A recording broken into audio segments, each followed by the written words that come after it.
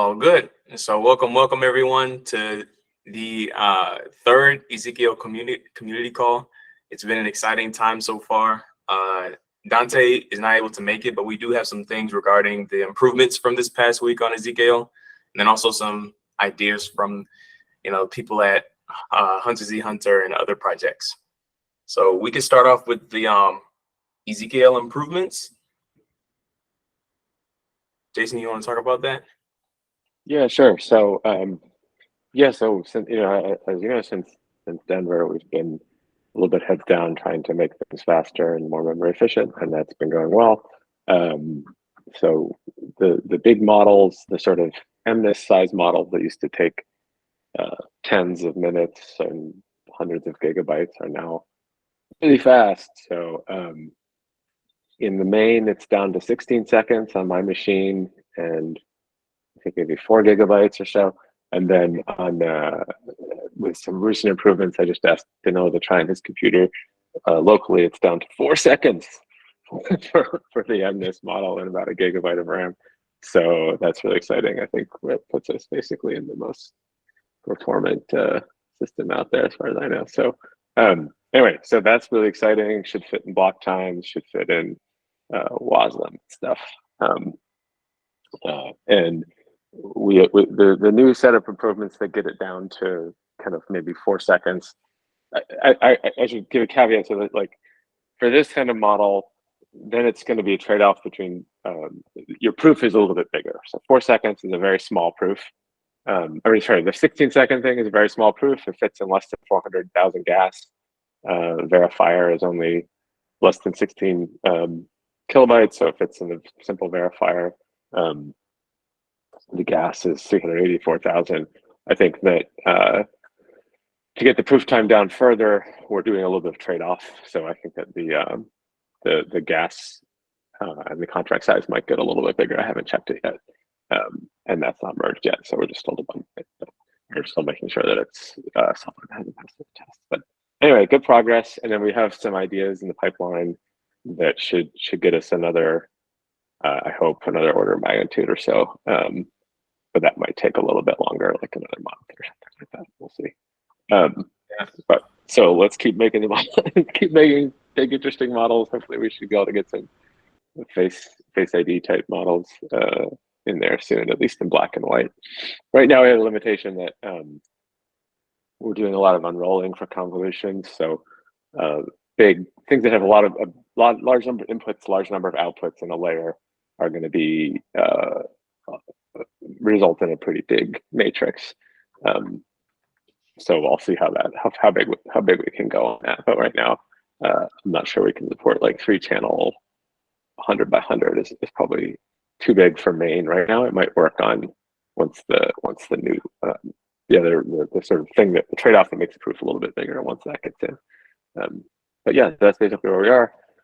Hope that the other thing that went in this weekend is ledger integration. So now when you submit and you want to sign your transaction and send it, you can sign with a ledger instead of using a mnemonic on the command line, which of course is only good for testing. Awesome.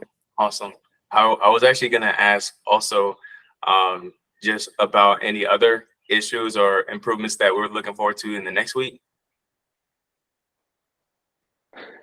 It's been pretty busy, but yeah, I don't know. We'll see. Hopefully something at least solidify that stuff and the trade-off proof size trade-off thing. And I'd like to get some kind of benchmarks and more, maybe like blog posts or something out that kind of explains what happens and walks you through using one of these things that's pretty fast now. I'm going to be in Lisbon for the ZK hack thing. If anybody's going to be there, I'll be there to support stuff. Awesome.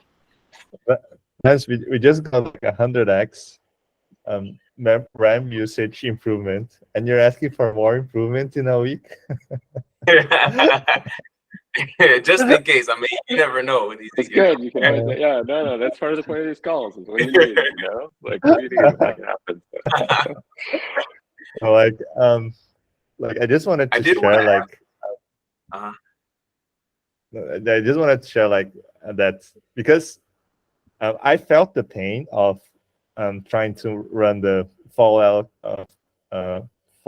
conf model during its Denver for like 3 days straight. And when I realized that I needed a 300 gig machine, like I was like, wow. And like now being able to run, like, and even then it was with the aggregation. Without the aggregation, it would be like even higher. And right now, I'm running today. I just ran on my like my MacBook, like the same one that almost died a few times doing it Denver, like while doing all the other stuff that I'm still working on. So like for me, like I just wanted to see like share like this is an amazing moment, because I felt the pain, like, and now I like, oh, now we can do it in 2 minutes. And this model is what we use for image recognition. So we had like a 70% accuracy on some objects with this model. And I think now we can like go to maybe 80, 85, even 90. And eventually like be very, very accurate with on-chain. Like now Ethereum's eyes are becoming very good. Like, yeah. So very excited about all this. Thank you for sharing these amazing improvements, Jason. 100%. I also wanted to mention the attempt with on-chain Face ID. I think we're just getting closer and closer. Jason and I kind of talked this past week with a model. It was initially based off the MobileNet's model. It's a small enough machine learning model that can recognize faces on a cellular device, but we do need to make it a little bit smaller. So had a good time optimizing there. But haven't tried grayscale yet, though. I've been doing 3 channels, so I am going to try with grayscale, especially with the recent improvements. I think we should get something working.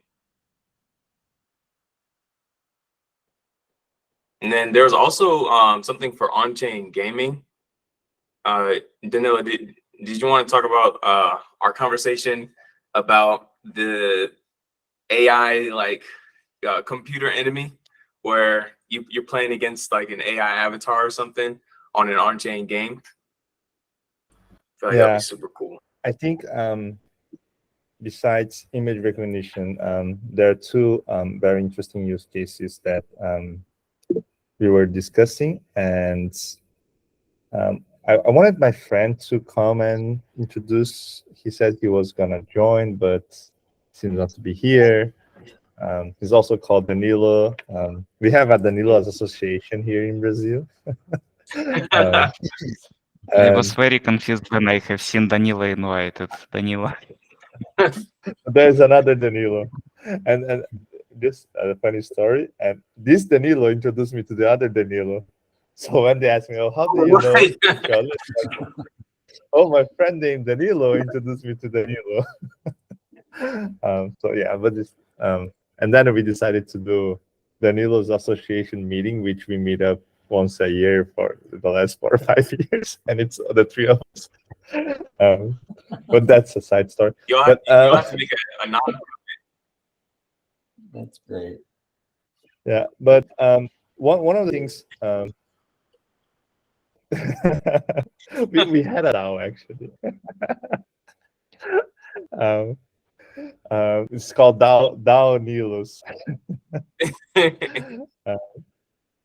But one of the things, 2 of the things that I'm excited about on exploring with EZKL is one, on-chain gaming, like Lance mentioned, which we'll be trying to hack on Tokyo to have some boss. So we have to see the specifications yet. So that's why I think it's open for discussion on how we could do boss generation and boss fighting, or a boss taking action based on machine learning models, and then that could be proven on chain with the result of the battle, and then you would progress on the RPG like battling and having the progress registered on chain with the proofs without revealing the strategy that you used And this project with Danilo, I wanted to share. We are doing some.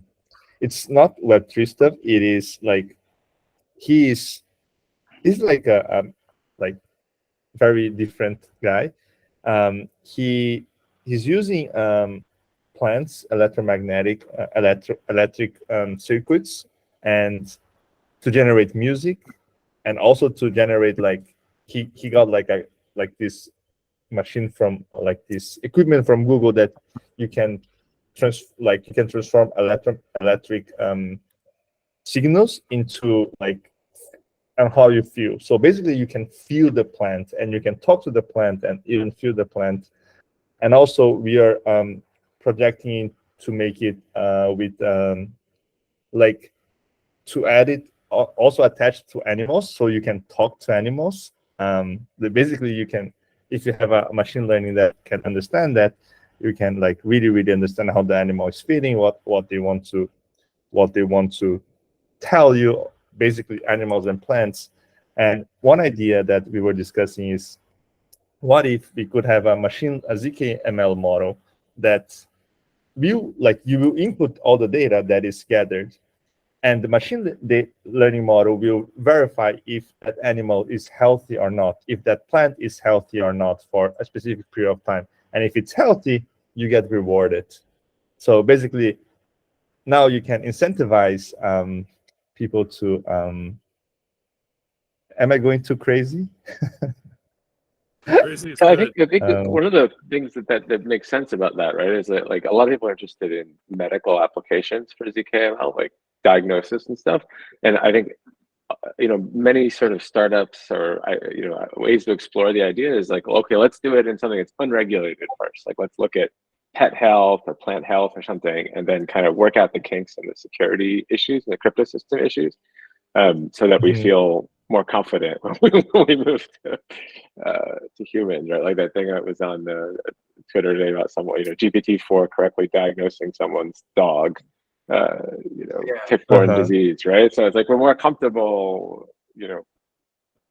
taking those risks, right? So because there's no HIPAA and stuff, or that I know of for dogs. So I think it's actually really interesting as like a use as a way to experiment with medical applications and monitoring. Yeah, and I also think it's like this kind of thing is what like zkML brings to smart contract. It basically brings new senses and intelligence. We're just attaching like one.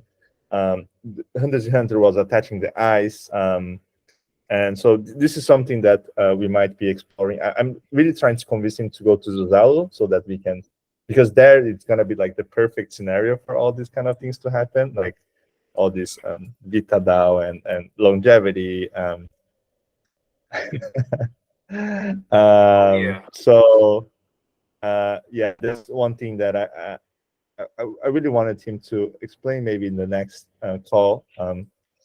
And for on-chain gaming, like, yeah, I wanted to also ask, like, what are your guys' thoughts, like how we could use intelligence for gaming, like machine learning models for gaming, and improve like on-chain gaming experience for users. I think one of the ways is with the boss mechanism. Like, I wanted to have this maybe conversation as for us to discuss, because I know many of us will be on Tokyo. We'll all be hacking on-chain gaming, and definitely I really wanted to make something come out of this community. I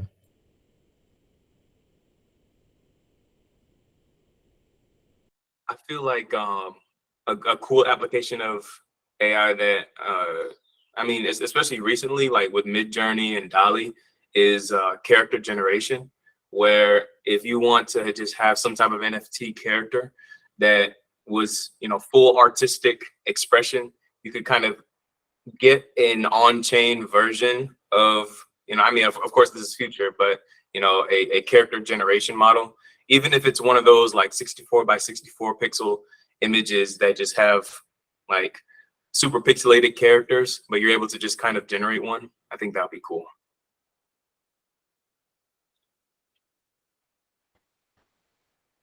Yeah, and like also like maybe have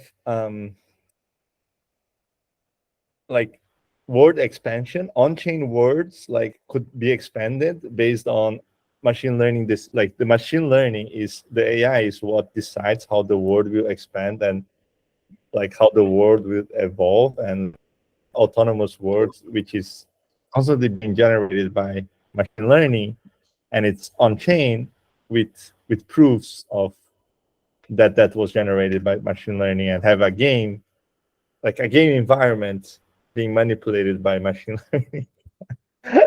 Yeah, Kind of like the I think Perlin also noise stuff in Dark Forest, right? Like yeah, like the yeah, Perlin noise, but instead of Perlin noise, the other types of generative yeah. content that we know is sort of real and we all agree, but we don't know what it is until someone explores it. Yeah, Yeah. yeah, pretty cool. Interesting. And I think that could bring even more variables to the environment, not just the location itself, but like the weather, the like if someone tried to do like NPC actions, like a bunch of stuff that um, would have like a fully decentralized, like on-chain, like environment.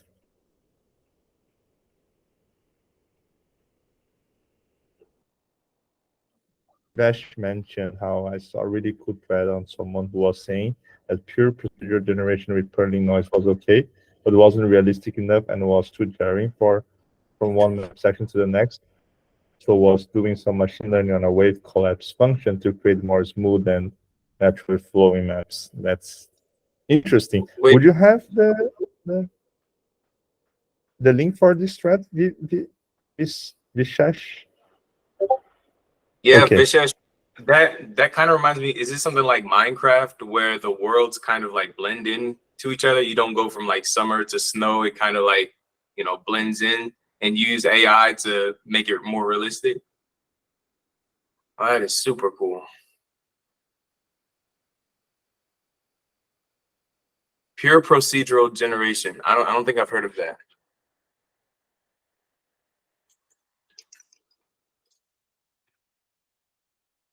Sorry, I'm muted because my background noise might be pretty bad. But I was just saying that yeah, procedural generation is one level. Procedural generation with ML applied is another level that I think people are exploring. Oh, so it's used with like Unity and Unreal Engine? I'd Procedural have to dig it up. generation. I just like saw this in passing over the weekend. Mm-hmm. Procedural generation itself is pretty relatively old topic, but yes, I agree that probably with application of ML it might be greatly improved in many aspects. Mm-hmm. Would it matter for the game environment to be verifiable on chain? Like if you're a game creator and you want to have like zkml to have like on chain aspects, would the environment matter? I mean, just a philosophical question. It depends how it applied, I believe. But what kind of environment do you think about? Well, if we're talking about this procedural generation, from what I'm thinking is just like setting up the environment, like what the world looks like. Okay, Why would so you want to have that verified on chain? it might be applied not only for environment generation, but I don't know, for quest generation, for appear generation, for many other kind of things. Mhm. I think it can be used for environment transition. So the machine learning is what decides how the environment will change, and yeah. So basically, it's not deterministic. Right now, if you want to have any type of transition on chain, it would be pretty deterministic because it would be a function doing that, or unless you put some random. But even within the randomness, there is some determinism. I think with machine learning models, you can have a lot more complex transitions. Please, Jason, correct me if I'm wrong. Yeah, But that's I think you got more complex, like more detailed. You know, like the characters themselves can be, you know, can be procedural, for example, like every characteristic of the characters, or like. But I think in answer to the question about do people care, I mean, it's a really good question. But I think that's kind of the thesis of the sort of autonomous worlds school of thought of games, right? Which is that there's some kind of digital physics that exists. It's sort of decentralized. It's not ever exclusively under the control of the game creator. And so there's a fairness that's enforced by that. So like in Dark Forest, you know, you can go find resources and you know that no one is cheated because it's all being generated from kind of that same seed. Yeah. So I mean, kind of I enforces think this was kind of the fairness for point. the game. Yeah, I mean, if you think about like a map is just a map, maybe nobody cares. But if a map is a map with resources on it, and now resource distribution is something you care about and has like real value, you know, fairness and even distribution is actually not random, right? So random is pretty clustered in terms of, we look at like noise models and stuff. So if you want to make random more fair, you probably have to use some kind of machine learning model, and then somebody might care. But yeah, that is always the big question, right? With the zkml stuff, it's like, where do we find the things people care about? But I do think it's interesting that you know, procedural generation, generative algorithms were kind of like at level 1, and if we now start to want to get increasing levels of nuance and sophistication, it probably requires machine learning or some other similar complex algorithms on top of what we previously came up with for procedural generation. That was, I think, just the point that I found interesting. Thank you for that insight. I can see a lot of treasure chests being spread across a map that way, for sure.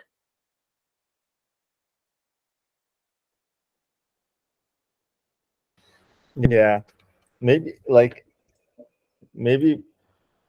for next week we could see if we could try to bring some of the models that could be used in this way, and share within, or just share on the chat. Like maybe, I think yeah, I'm gonna take a look at it and see if I can find something. And by the way, Danilo just arrived. He's one of the Danilos from the DAO. And Hi, like I everyone. mentioned, he's doing. I think, Danilo, would you like to introduce yourself? Sure, absolutely. Hey, hello, everyone. I'm sorry I'm late. I messed up time zones. I thought this was gonna happen in the next hour. Yeah, but it's great to be here. And just a brief introduction is that yeah, I've been for years very interested in the whole paradigm of the complexity sciences, and that amongst many things has led me to study more deeply how nature does complexity in a way. So I got into biomimicry, and then via the study of networks, and the intersection of networks and biology got me into studying fungi and mycorrhizal association and those kinds of things. And in order to sort of like get a, I don't know if a deeper understanding, but a more nuanced understanding of all this, I got interested in the whole study of the electric activity of these beings. So for instance, like what happens with a fungi or a plant in their electrical spectrum. And so I've been just doing research on sensors and different kinds of equipments that can be used to sort of like tap into that. And more recently, I've also been interested in animals and also their electrical activity, so on and so forth. And by exploring different ways to use this biodata that I've been gathering or interpreted, I've gone from sonifying it. So that's been fun, just to like take gadgets out and ask people if they have ever heard a plant and just play them like plant sounds. And I see that this really changes people's perception about the aliveness of these beings. And to me, that's a really big win, because in you see in their eyes just like this spark. But most recently, I've been really interested in how these signals can be interpreted in a way that we sort of like walk towards this interspecies communication. And a standard approach, I will use that word, is doing machine learning analysis on these signals. So a couple of projects who do that. But I am currently exploring another path, which is inputting the signals on our own bodies. So as our own in body intelligence, sort of like make sense of these signals. And that's currently what I'm working on. A couple of devices here I can show you if you want, but basically it's this bracelet which vibrates based on other beings' vital signals. And my hypothesis is that by wearing it for a long period of time, like my body will begin like to make sense of it. But I'm in for that kind of like phase. I'm just in the beginning of it.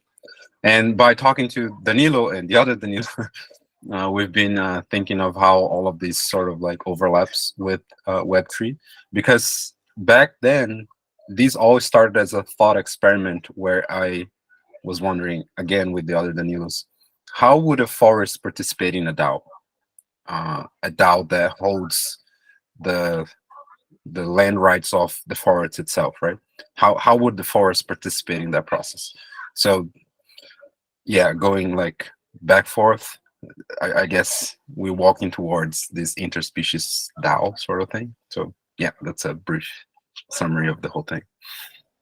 Yo, that's fascinating to say the least. I'm really curious as to what a proposal would look like in a forest DAO. Like would they like what kind of changes do they want to make? Maybe it's just like paying people to do the maintenance. So you know the trees are like fruitful, and are just like paying cleanups. So like the river is clean. Yeah, It could go from that kind of like basic maintenance up until, okay, we need to buy, I don't know, fertilizer or machinery or, you know.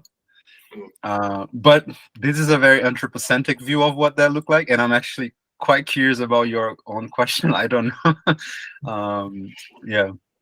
It's really great to hear somebody from completely different experience and expertise, let's say. Nice.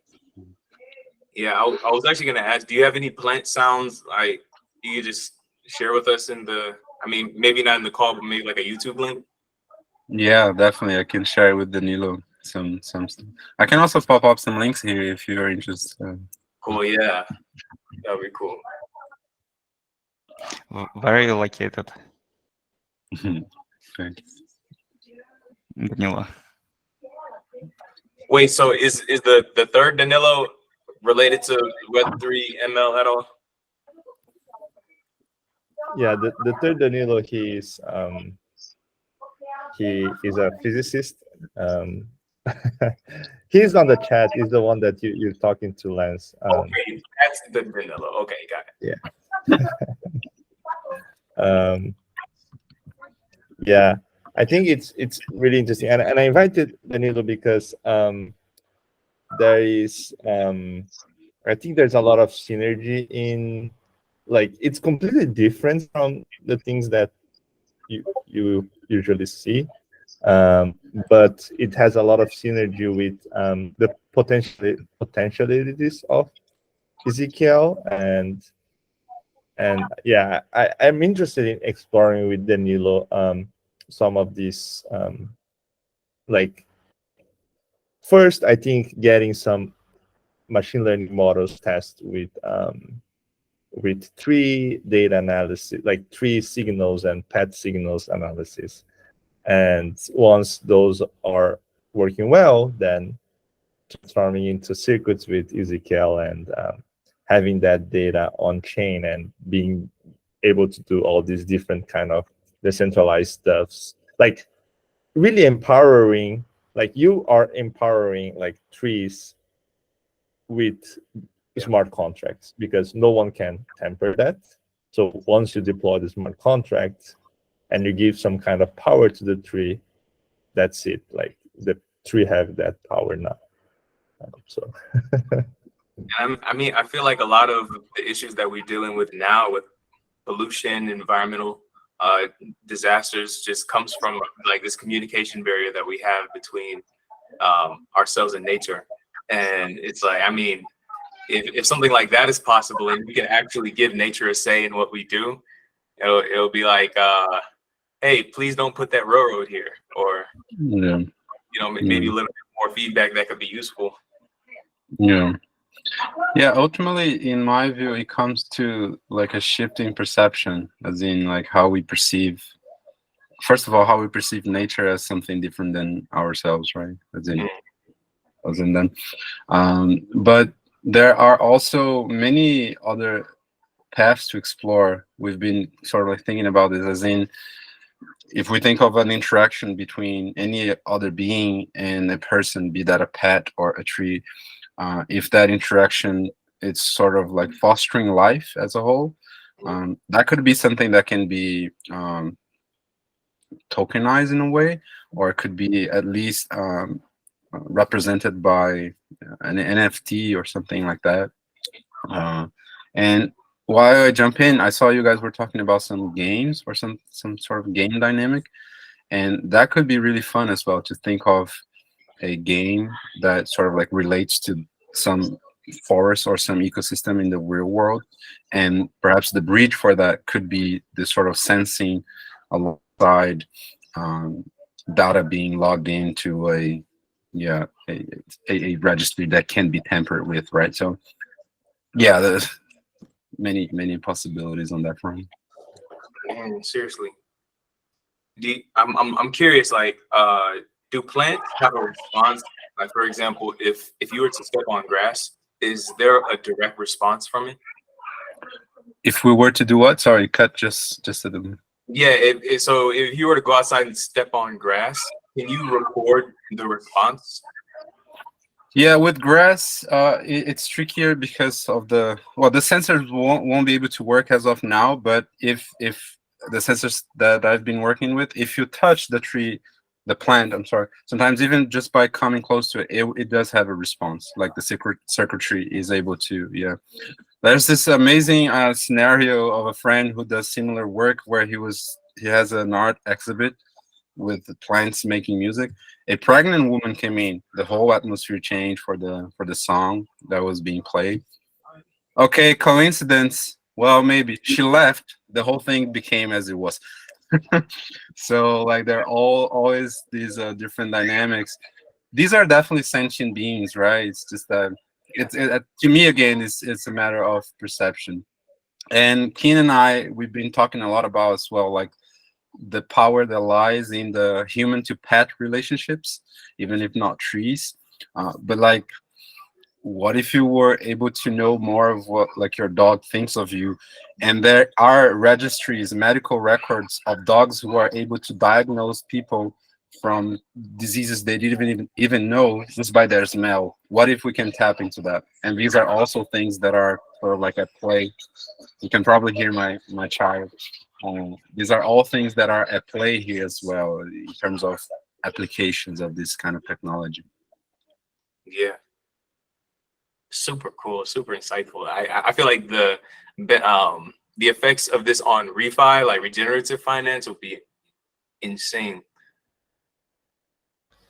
yeah, and like this is something that you have to like, if you sit and like experience, like literally you sit with a tree and meditate on the sound that it's generating, or like the news that you feel it, like the experience itself is it's amazing. Like it really changed our, it's one thing is hearing about it, it's a completely different thing to just sit there and really experience this connection with like the tree that you're looking right in front of you.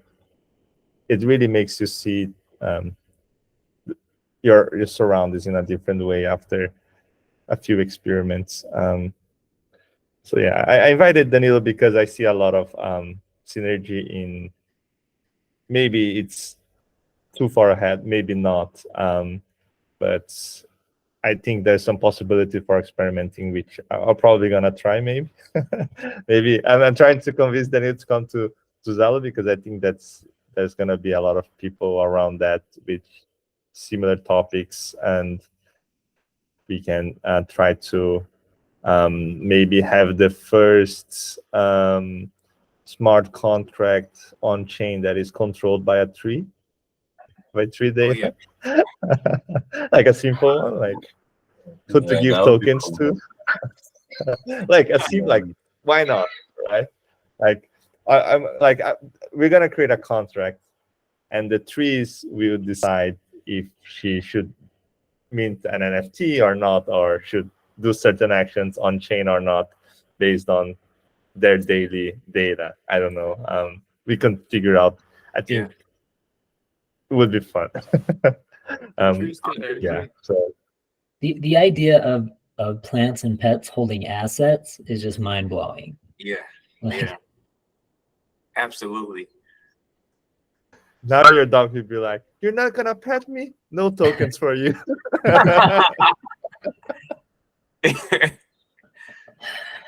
You know what? It's reminding me. I've been immersed in this world, right? And you see things. So there is this technology. It's called button talks, and it's just like these buttons that people can buy, and they put it on the floor, and they associate a sound with each one of the buttons, and then they train their pets on like pressing the buttons, and like the pets get really smart at it. So like if they want to go out, they will be like out, out, out, or if they are like thirsty, water, water, water. And that just comes to illustrate like they're clever beyond our understanding. And sometimes they will elaborate like complex sentences like ouch, cat, my pawn. So like the cat like hurt my pawn, and it's crazy, it's wild. So there's just a lot to explore on that. Man, especially taking in into account what we just said earlier about pet startups. I mean, goodness, this is like you could build 5 businesses from this idea alone. well, and allowing them to make decisions. Right? I mean, Yeah, that's fascinating. Like you just see like what if they were faced with choices, what would they choose? pets in 2060 getting voting rights. Hey, why not?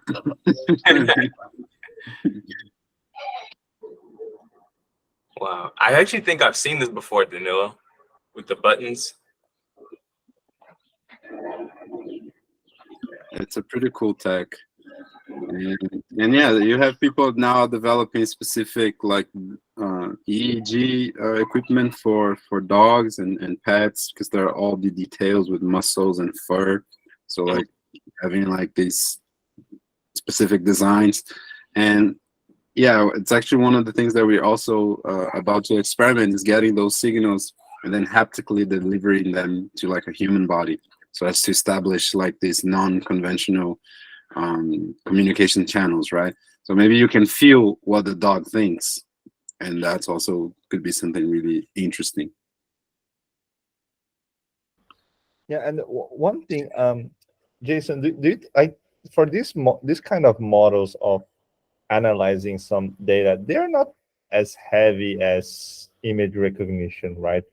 Or I think they'll be, yeah, they're small. You're right, especially because the dimensionality of the sensors is probably not that large, I would guess. I mean, I don't know. We'll have to see what it is, but yeah, I think you're right.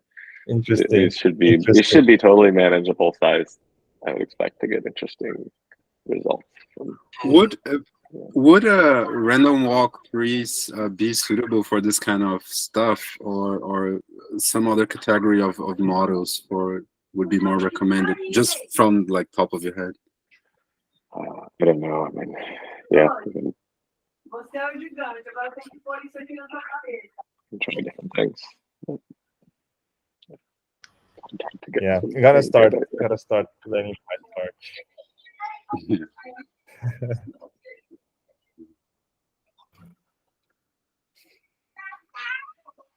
Okay.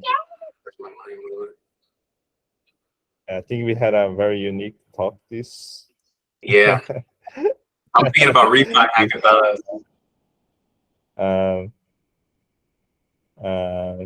But I think like I remember I heard like this was from when I was in Tel Aviv, like they were saying like don't try to go with the very good project as one of the first ones. Go with the dumb and fun. Usually that's what works best. Like a lot of times when was a person who gives a lot of grants to people, and whenever like people come and ask them like because it's a new technology and he's like and there are people like, oh, I want to build this thing for this kind of use case and this for that kind of use case. And from his experience is that like whenever people try to make it too good, like or too perfect, it never worked out well. The ones that worked out most are the guys who are like, oh, this is dumb and fun and I really wanted to try it out. And those are the guys who really made something different and interesting in the end. And I think right now we are in this space, like I feel like this is very different. But I'm really interested to see what could happen, and at the same time, I have a feel that this exploration could open doors and possibilities that currently we are not being able to see, but it could be of huge relevance, more than we can imagine. Yeah, I feel like this is definitely a community that kind of fosters that kind of mindset, especially just thinking about how we have to think about raw use cases, and use cases that aren't particularly just for Web3 or just for AI. It's something that's unique that fits into both of them in a niche way. I think that's where you can get some real solid projects that people just may not have thought of before.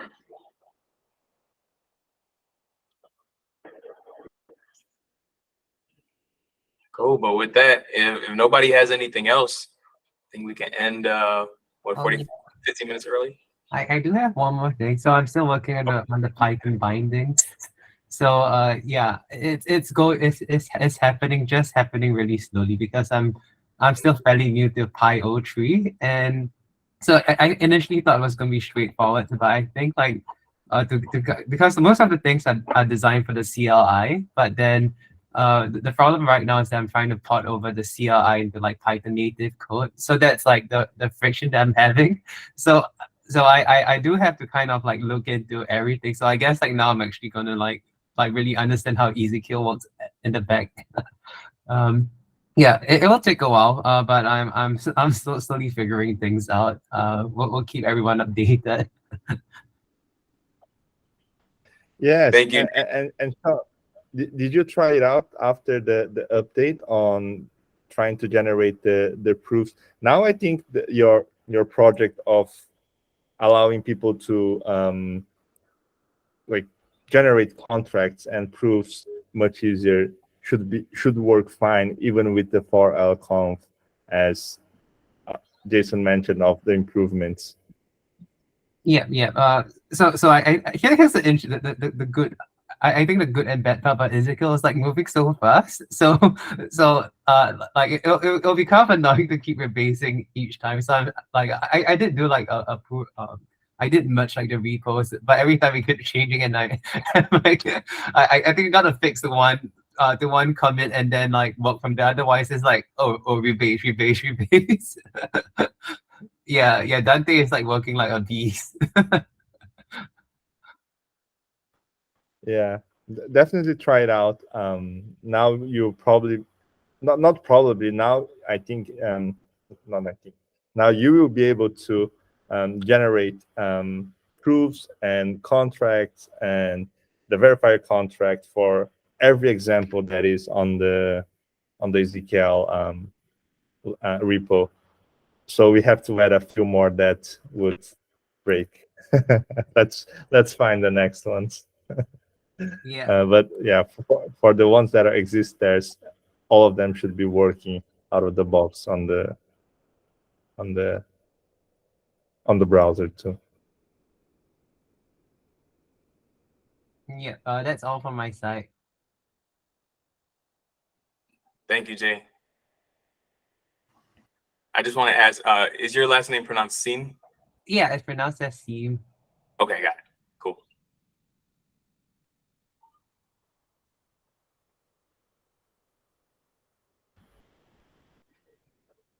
All right, everyone. Thank you, everyone. Anybody else have any questions? This has been fascinating. Very fascinating call. I can tell these are going to get good. Like, Actually, I have a question about the sensors. How much do they cost? How much does it cost to wire up a tree? Right. And what's how much will it cost in the future? Yeah. Right. Right now, I'm working with 4 different classes of sensors. They go from in dollars. They go from. No, I'm just thinking of how much in dollars. oh, They go from 25 to $25 to $250. Like the depending on the accuracy and the kind of data you are getting. So, but the thing is, none of them have been specifically designed for that, right? These are all sensors. Well, in fact, one of them has, which is the middle one, which you can get for $60. The other ones are like state-of-the-art sensors, but they have been designed for humans, basically. But then I'm testing them out just because why not? So those are the sensors in terms of getting the data. And I can show you that here. Oh, just unplugged to the wall. In terms of delivery and processing, okay, so this is one of them. It's sort of like the intermediary. It's a custom PCB with a couple of microcontrollers. This one, yeah, $60, 80 if you sum up the microcontroller. This one, it's the most expensive one, so this is $250. This does PPG, EEG, motion, whole bunch of things all packed into one sensor. It looks like this.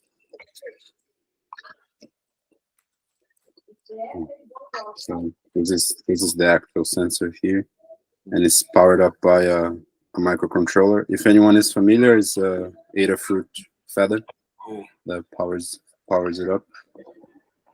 So in terms of reading, it goes that way. But then, if you are to process it, then again, if we're using machine learning, it can go as expensive as you are willing to pay for. Like, well, you guys know this better than I do. And in terms of the delivery, I'm working with this bracelet here. It's a haptic. This was specifically designed for haptic feedback, so it has all of these motors. This one, it's an open source, open hardware thingy, but if you look at the commercial version that is closest related to it, it goes up to $1,000 in terms of the delivery of it. I suspect that there's this whole movement for embedded machine learning, stuff like that, where you have these kind of like microcontrollers being able to process ML models, and they're getting pretty cheap. So I imagine you have like a fun experience for $100 in a year from now, like reliable enough so you can know that you're getting something from the plant and not some random noise. And maybe you'll be able to make sounds of it or just deliver them to your body. Or compare it. I think that one interesting approach is actually to compare what the machine says and what you feel like over time, how they relate. I guess that leads to interesting experiments. And if everything sort of like goes as planned, I guess we will be able to sort of like begin developing these sensors as well. It's like more fine-tuned to specific like plants or trees, so on and so forth. Curious, how do you actually generate the labels? For example, I have like some output from like the plant, like how do you actually label them for the ML models?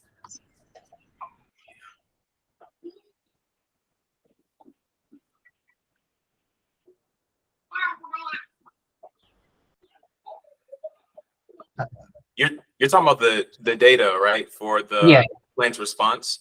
Yeah, for the plant response, like how like the label. Oh, I'm so sorry. I missed that one. Yeah, sorry. No Could you repeat that? How do you actually generate the labels? So I think I was also doing this in beta. Oh, the labels. Yeah. Well, you'll have to have some sort of like visual understanding of the state of the plant, and that's not always so easy.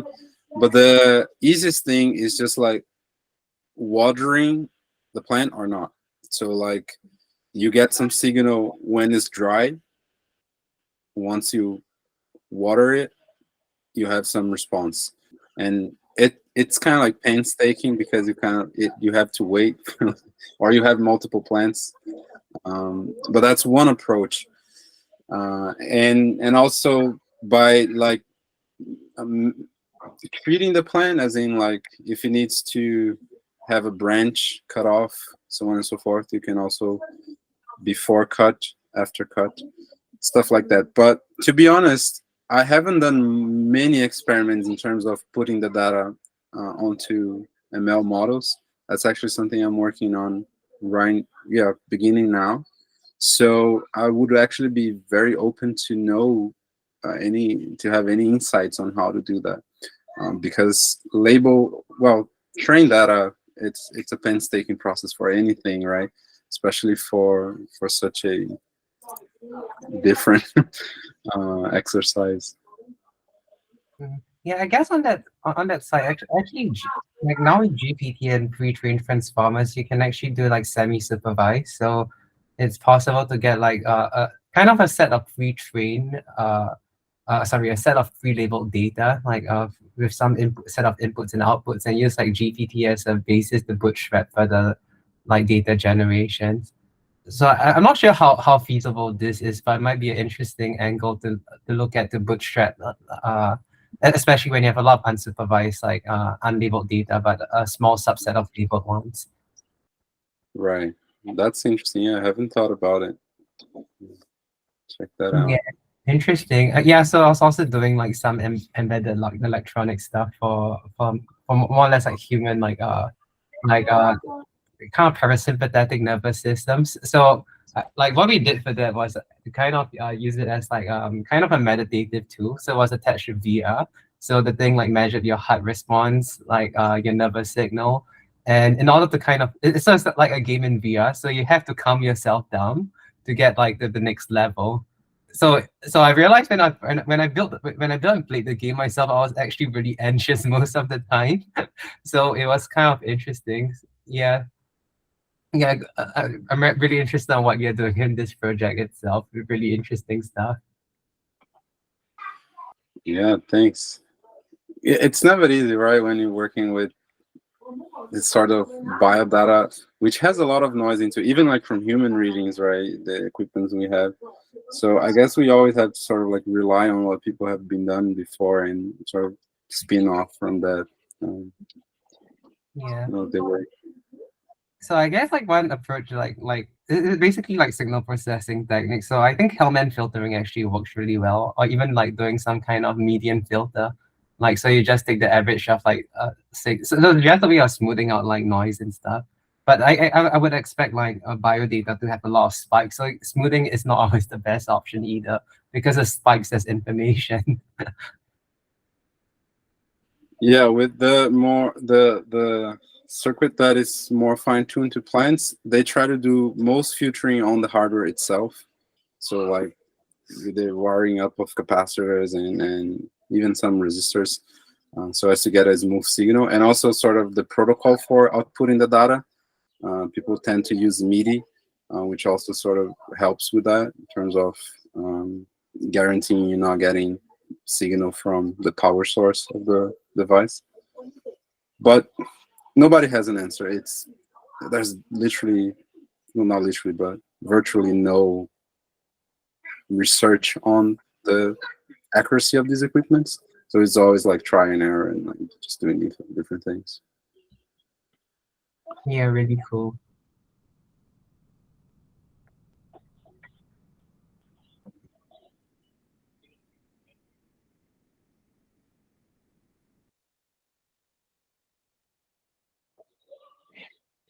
I appreciate Yeah, all of the knowledge shared today. yeah. I'm still working on the recurrent neural network, but I don't know to fix the sequence line. Put that in the chat. I don't know if that helps. All right, thanks. I've seen a lot of convolutions in EZKL.